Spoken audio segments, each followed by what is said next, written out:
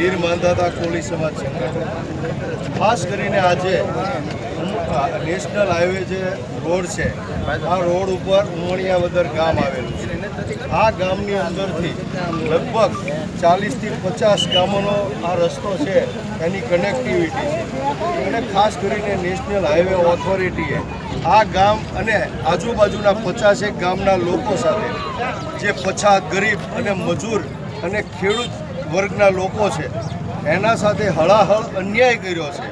અન્યાય એ રીતે કર્યો છે કે જ્યારથી આ નેશનલ હાઈવે બન્યો છે ત્યારથી ખરેખર અહીંયા જે કટ આપવી જોઈએ, અહીંયા જે હાઈવે ઉપરથી રસ્તો આપવો જોઈએ તે કાયદેસર આ ગામને આપ્યો નથી અને જ્યાં રસ્તો આપવાની જરૂર નથી અને જ્યાં ઉદ્યોગો છે, જ્યાં કંપનીઓ છે ત્યાં નજીકમાં આવા બ્રિજો આપેલા છે, ખરેખર બ્રિજની અહીંયા જરૂર હતી।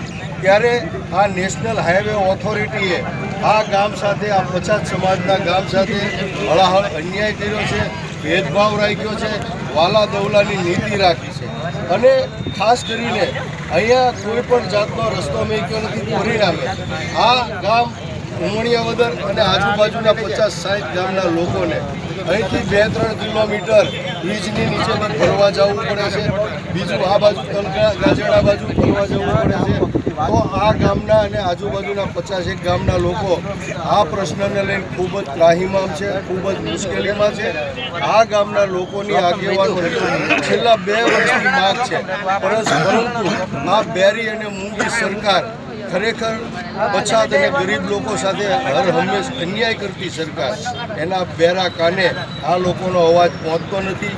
ત્યારે આજે મારે આપના માધ્યમથી આ સરકારને કહેવું છે, નીતિન ગડકરીને કહેવું છે કે ખરેખર આ નેશનલ હાઈવે ઓથોરિટી બિલકુલ વ્યવસ્થામાં, સુવિધામાં અને આયોજનમાં નિષ્ફળ ગઈ છે અને પોપટનું જ્ઞાન ધરાવતા એન્જિનિયરો દ્વારા આ નેશનલ હાઈવેની ડિઝાઇન બનાવી હોય એવું લાગી રહ્યું છે।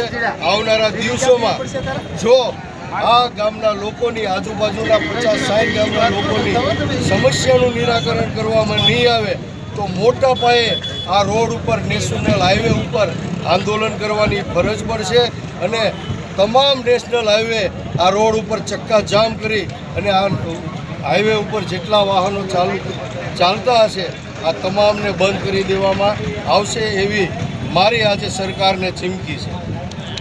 ભારત માતા કી જય! ભારત માતા કી જય!